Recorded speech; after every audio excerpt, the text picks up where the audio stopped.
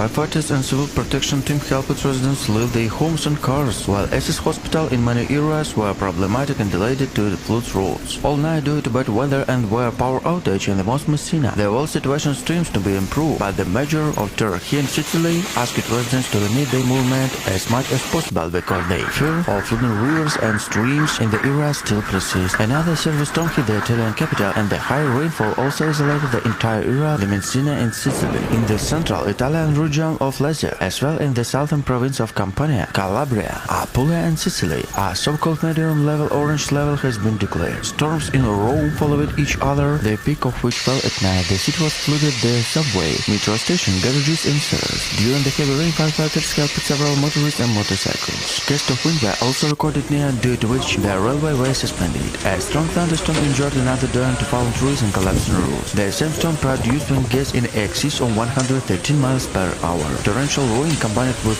dry soil from an unrelated heavy hail to significant flash flooding in this region. Such large cities have experienced serious disruption in the transport infrastructure. Streets and flooded with water at metro station are full.